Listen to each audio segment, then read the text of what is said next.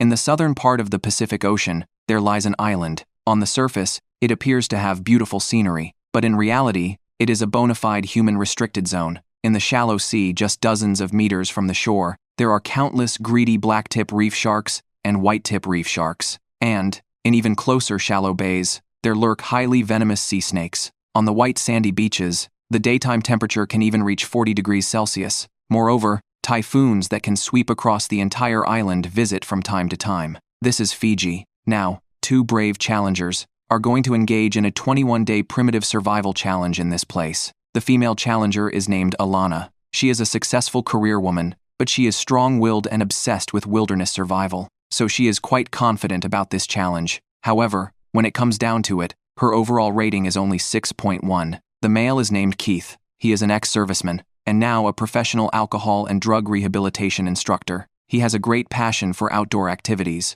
and possesses an extremely tenacious spirit. But for him, the difficulty of this challenge might be the only thing in his life that can rival that of a drug rehabilitation center. His overall rating reaches 6.3. A speedboat transported the two challengers to an offshore shoal, where their clothes were confiscated. The two, completely naked, with curiosity about their fellow companion, set off on the path to the gathering point. Under a coconut tree, Keith and Alana met. After exchanging greetings, the two found their initial items nearby. Keith had a knife, while Alana had a fire starter. The best combination needs no further elaboration. Finally, the two also found a map. It marked the tasks for their current challenge. According to the map, they were currently in a wasteland by the seaside. They first needed to walk through the wild jungle to reach the other side of the island. On the beach there, they were to find a suitable place to set up camp and search for resources to survive. After 21 days, they needed to cross the eastern side of the island, pass through an area infested with stingrays and sea snakes, go through the jungle, and then climb up the steep volcanic rocks. The exit was located at the top of this mountain. After confirming the route, the two set off immediately. On the first day, they needed to traverse the island, so time was relatively tight. As soon as they hit the road, they realized how terrifying the temperature on this island was. It felt like they were being placed inside an oven. After entering the jungle, the two not only had to pay attention to the waist-deep grass, but also be careful of the ubiquitous poisonous insects in the tropical rainforest. As they advanced, the clouds in the sky churned and surged. The weather here could change in an instant, so they had to hurry up even more and find a good place to build a shelter. Soon, the two arrived at the beach on the opposite side of the island. After patrolling the surroundings, the two found a seemingly great spot and prepared to set up camp. It was a certain distance away from the beach, and there was a pool right beside it. Boiling water was quite convenient. Now it was time to start a fire. Keith said that the fire starter was in Alana's bag, so it would be best if she did it herself. Alana didn't have a smooth time starting the fire. Things on this island were extremely damp. It took a great deal of effort to ignite them. After quite a while, when Keith had already given up hope, Alana finally lit the fire. So Keith quickly brought back a pile of dry firewood and took 2 buckets to fetch water. Their method was to throw heated stones into bamboo tubes and use the scalding stones to purify the bacteria and viruses in the water. However, this method didn't work. Even though they had thrown in many scalding hot stones, the water in the bamboo tubes wasn't hot. It was just lukewarm. This was the optimal temperature for bacteria to multiply. Obviously, such water couldn't be drunk, but currently, the two hadn't thought of any other way to purify the water source. Moreover, it was getting late. Even though they hadn't succeeded in drinking water, they had to get moving and build a shelter large enough for the two of them. It wasn't until night fell that they barely managed to put up a shed. Although they didn't get to drink water today, overall, the first day went relatively smoothly. On the second day, they still faced the same problem. They had to find a way to get water, otherwise, their situation would get worse and worse. The two entered the jungle while searching all the way. Keith unexpectedly discovered banana trees here. Theoretically speaking, if you cut down a banana tree and hollow out its center about 10 to 20 centimeters above the ground, it would gradually fill up with water. But when he rolled up a banana leaf into a straw and took a sip, his whole face wrinkled up. The taste of this water was simply sour and pungent, like electrolyte solution. After Keith took this sip, he felt even thirstier than before. Obviously, this method didn't work. The two began to think of other ways. Not long after, they set their sights on coconut trees again. But this time, a disagreement arose between Alana and Keith, because Keith wanted to chop down the coconut tree directly. In this way, they would get a large pile of coconuts. Alana obviously didn't want to do it like this. It would consume a huge amount of physical strength for no good reason. This was a last resort method. Right now, She still wanted to see if there were other ways. However, Keith went his own way, and just went over to chop the tree without a second thought.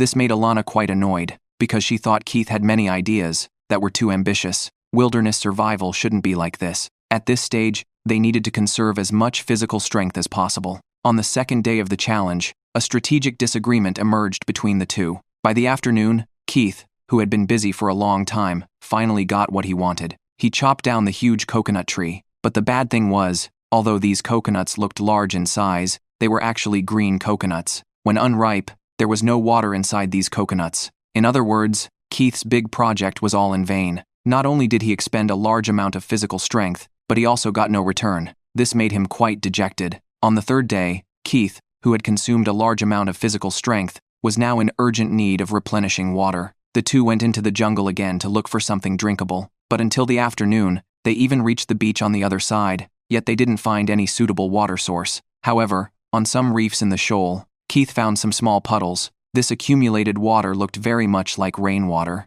Alana was immediately tempted at that moment. After all, it looked quite clean. So without saying a word, she took a sip. Then Keith also took a sip.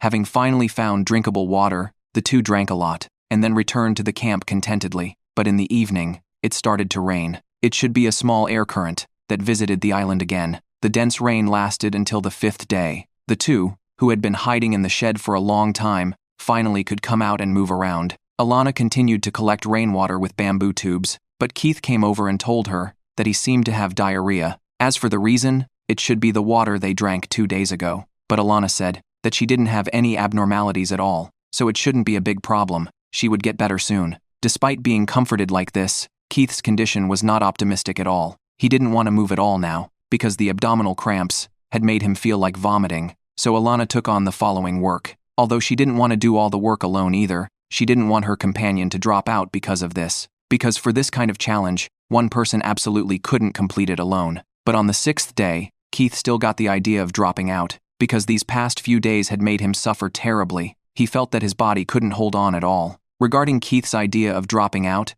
Alana could only try to ease his anxiety and ask him to try to hold on for a few more days, slow down and do some light work. After some persuasion, Keith gave up the idea of leaving immediately. He decided to hold on for a few more days and see. So the two entered the jungle again. Their task today was just to repair the shelter. They didn't need to do anything else. And when Keith was chopping banana leaves, he unexpectedly found a large bunch of green bananas. This was an unexpected food source. Both of them were invigorated by this. This bunch of bananas made Keith firm up his determination again. By the afternoon, Alana had also made a fishing trap. They excitedly went to place the cage, expecting to catch 1 or 2 big fish in a few days. Over this period of time, both of their bodies had been almost drained. What they needed most now was to replenish nutrients. However, when they thought the time was right and went to retrieve the fishing cage with high expectations, they were hit again because the cage was empty. There was nothing inside. The situation was getting worse and worse. Time came to the 8th day. It hadn't rained these past few days, so the temperature remained high. Not only that, even the pool with clean water that they relied on for survival was about to dry up. Without food to replenish physical strength, and facing the danger of complete dehydration, it was really adding insult to injury. The two started praying for rain, and then chopped bamboo to make water containers. But even for this relatively easy task, Alana couldn't hold on, because she was already showing signs of dehydration. She was dizzy and weak, and even her vision was blurry. This wasn't just due to dehydration. You see, in the past 8 days, they had almost eaten nothing. Alana's body had long reached its limit. Add to that, the high temperatures and sun exposure these past few days, it was normal for Alana's body to have problems. On the 11th day, they couldn't sit still anymore. Even though their bodies were constantly warning them, they had no choice. They could only drag their tired bodies out to find food. But without tools, it was incredibly difficult to find anything to eat on this desolate beach. For example, Keith finally saw a crab in a crevice between the rocks, but after he managed to get it out, he couldn't catch it at all. The two worked hard all day, ran half the beach, and had no results. And right in a reef area, Keith actually saw a deadly sea snake, but they were so hungry that they didn't care about anything else. Keith attacked the sea snake with a knife, but the sea snake was extremely flexible in the water. Under Keith's attack, it was only injured. This man's plan was once again in vain. But Alana had opinions about Keith. She thought there were still many crabs on this beach. There was no need to provoke the sea snake. In Alana's eyes, This was Keith's foolish behavior of forcefully showing his manly side. The atmosphere between the two began to become awkward. After bringing back a few crabs, they had a heated argument. In the past few days, they had accumulated a lot of resentment towards each other. For example, Alana thought Keith was simply too whiny, and he always did very foolish things, like chopping down the coconut tree at the beginning, to attacking the sea snake now. But in Keith's view, Alana was the one who whined the most. No matter what he did, Alana would always criticize him. He was already close to breaking down. After the argument, the atmosphere between the two became abnormally silent. However, that night, Keith's body started to have problems. He not only started vomiting, but also showed symptoms of cramps, so the production team had to intervene and urgently sent Keith to the hospital for treatment. After a checkup, Keith's condition wasn't optimistic. He could only continue to be hospitalized for observation, so his challenge ended on the 11th day, and now the island was left with only Alana. Although losing her companion was a huge blow to her, she didn't give up at all. She had to put in her full effort here. Even alone, she had to complete the challenge. To be honest, the power of team spirit is truly boundless. Alana took on all the work alone. She repaired the safety shelter, sought out water and food, and even made a wooden spear to hunt small sharks in the shallow water. But even these small fish weren't something she could bully. After working hard all day, she had nothing to show for it. And on the evening of the 14th day, Alana was awakened by a strange noise. It seemed like an animal had been by her side for a long time, but without any lighting, she couldn't see anything. This made her extremely anxious, and in the past few days, she had only eaten a few bananas. Her condition was getting worse and worse. She couldn't hunt. Alana could only look for small crabs to eat on the shore. In this way, it was the 19th day. Alana could no longer move. She could only lie down, choosing to maintain her life with her own body's energy, and she lay there for 2 days. When the sun rose again, it was already the 21st day. Even though Alana's internal energy had been almost depleted, she still forced herself to stand up and prepare to go to the exit. According to the plan, Alana needed to go around the entire island, then pass through a very dangerous shallow area, and finally climb up the volcanic rock to the top. It looked like quite a tough journey, but this was the end. Even if it was extremely difficult, Alana still staggered forward alone with her stick. Around 5 p.m., Alana finally reached the top by relying on her belief. Hearing the helicopter's roar, she knew her challenge was over. Due to her strong willpower, her score reached 7. Here is the hinterland of South America, a place sandwiched between the Andes Mountains and the Amazon rainforest. Its climatic conditions are as extreme as its geographical ones. The exceedingly high humidity and temperature make it hard to breathe, and tropical rainstorms often visit. Almost every time, they trigger massive flash floods. Here also live lancehead vipers and pumas, as well as countless venomous insects. No matter how you look at it, this is not a place suitable for human survival. This is Bolivia. Today, 2 challengers have come here. They will survive naked in this dangerous land for 21 days. The female challenger is named Sabrina, a full-time mother, who is deeply interested in wilderness survival and possesses rich survival skills. Her overall score is 6.7. The male challenger is Vincent, with superb wilderness survival experience. His overall score reaches 8.2. Finally, a big shot with an 8-point starting score appears again. After being dropped off at the foot of the mountain by an off-road vehicle, the two left their clothes behind and ventured into the jungle towards the meeting point. Beside the riverbank, Vincent and Sabrina met. The two, meeting for the first time, chatted happily. After some idle chatter, they began to confirm their initial equipment. Vincent brought a fire drilling kit, while Sabrina brought a small axe. Both were very useful tools. So next, they needed to understand the survival tasks for this trip. Starting from the meeting point, following the current river northwest, they could enter a rural-type canyon. Here, there was an extremely large waterfall and abundant resources. When they survived until the 21st day, they would need to follow the river for another 8 kilometers, cross rugged mountain paths and dense jungles, to reach the small slope where the exit was located. After confirming the route, the two headed downstream along the river. Vincent's rich survival experience soon came into play. Along the way, he explained many survival tips to Sabrina, such as a type of red wild fruit by the water that could be eaten, and how applying mud to their bodies and heads would protect them from sunburn. After all, the sun overhead was scorching, but Sabrina found it a bit annoying, because she already knew these tips, but just hadn't acted on them. Originally, the challengers were supposed to reach the campsite on the first day, but by the time the afternoon sun set, Sabrina and Vincent had not successfully arrived. The high temperature and sun exposure at the waterfall made them miserable, so they decided to build a temporary shelter first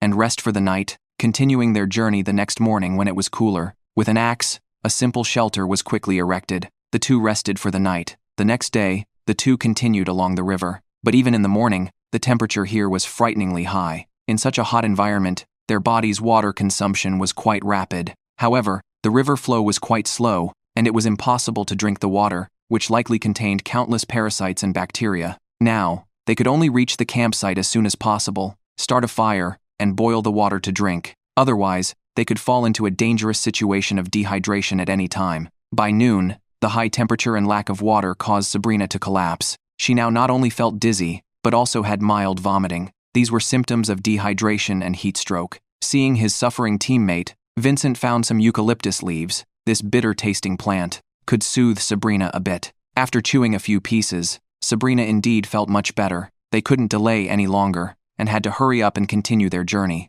But soon, Sabrina heard the rumbling sound of water. Stepping out to look, the huge waterfall was already in front of her. At this moment, she was overjoyed. They had finally successfully reached the campsite. Looking at the towering waterfall and the deep pool below, Sabrina rushed over like a wild child. The two relaxed in the pool for a while before remembering that what they needed most now was to drink water. Although the waterfall flowed quickly, its source came from the river above, posing a high risk of contamination. However, Vincent noticed another tributary beside the waterfall, with water seeping through moss and limestone, dripping down like rain. This water was likely clean, but he couldn't guarantee it was drinkable. But in survival, one had to take some risks. So the two found leaves to collect water, and after a few big gulps, they felt much better after replenishing their water. Next, they need to find a place to build a shelter. This waterfall is surrounded by nearly vertical cliffs, forming a bowl-shaped valley enclosed by them. There is only one exit, though it looks quite safe. However, if a flash flood occurs,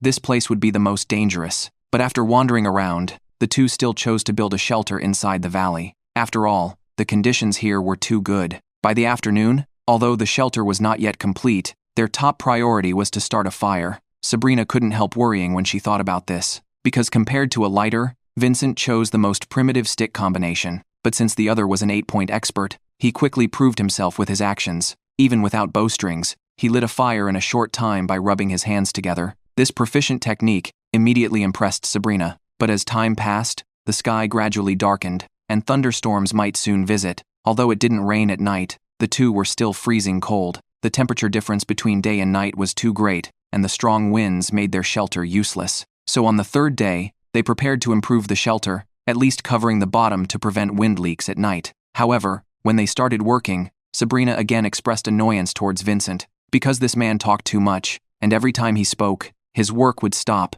This made Sabrina feel that Vincent was like a boss, sitting there directing everyone. This made her very unhappy. Although the shelter was successfully repaired in the end, the atmosphere between the two gradually cooled down. On the fifth day, as soon as it was dawn, Vincent quietly left the camp alone. Of course, he wasn't abandoning Sabrina to run away. He was preparing for his own hunting expedition. As for why he didn't bring Sabrina, Vincent himself realized that his companion was very annoyed by his talkative nature, so he decided to hunt alone, so he wouldn't have to talk to anyone or worry about others' emotions. By the afternoon, after searching for food for a long time, Vincent found a chick just starting to grow feathers. For this small life, anyone would feel compassion, but now in the wilderness, to survive and fill their stomachs, Vincent had to take the chick. However, when he returned to the camp, Sabrina worried about his sudden departure. In her view, this behavior was completely unreasonable. But considering he brought food, Sabrina didn't complain much. On the 8th day, except for the bird they ate 2 days ago,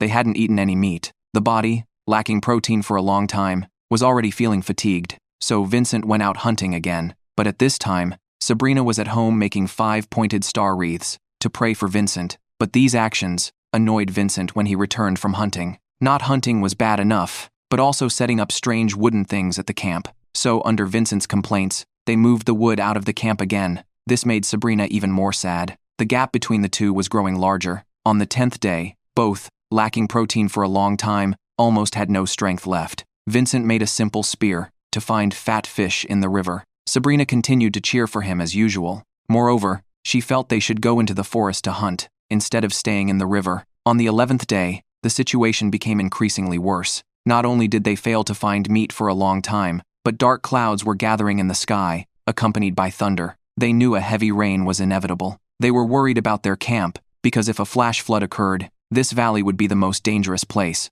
On the 12th day, the rainstorm arrived as expected. The two had to huddle in the camp, maintaining their body temperature with the fire. Moreover, without energy replenishment for a long time, they became incredibly weak. Worse still, the situation outside was even worse. The waterfall had grown much larger, the pool became murky, and the water level kept rising. They were very worried about their camp. On the 15th day, the rain had stopped, but Vincent's condition was not good. He had been lying in the camp for a long time, which made Sabrina very worried. By night, Vincent's condition worsened. In desperation, the production team intervened. However, under the medical team's examination, although Vincent was dehydrated, malnourished, and overfatigued, with his insistence, his condition was not bad enough to terminate the challenge. The next day, Vincent, who had barely survived the night, decided to quit, because he didn't know how much physical strength he had left. Perhaps one day, perhaps 3 or 4 days, but he still had to hike far to the exit. This was clearly impossible. So,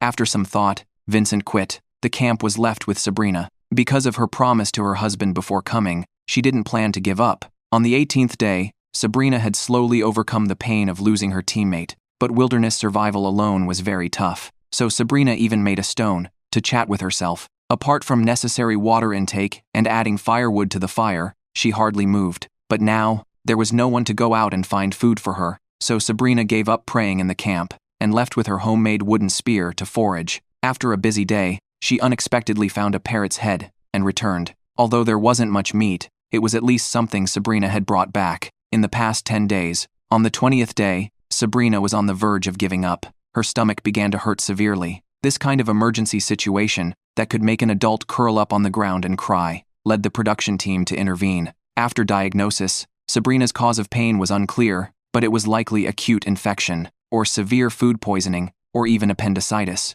So the challenge was called off. Sabrina was taken to the ambulance by the production team and rushed to the hospital. Afterward, doctors began to carefully examine the cause of Sabrina's stomach pain. After ruling out appendicitis, the hospital suggested observation because the 20 days of survival challenge had left his body with most of its resistance lost. Thus, Sabrina's challenge ended on the 20th day, just 1 day away from completion. Meanwhile, Vincent had already contracted 3 severe tropical diseases, including the extremely deadly Wuchereria bancrofti malaria, so it seemed he quit on the 16th day. But in reality, this man had been struggling here for nearly a month. Both were defeated by this cruel rainforest. However, Sabrina's overall score, due to her persistence, rose to 7.5, while Vincent's dropped to 7.1.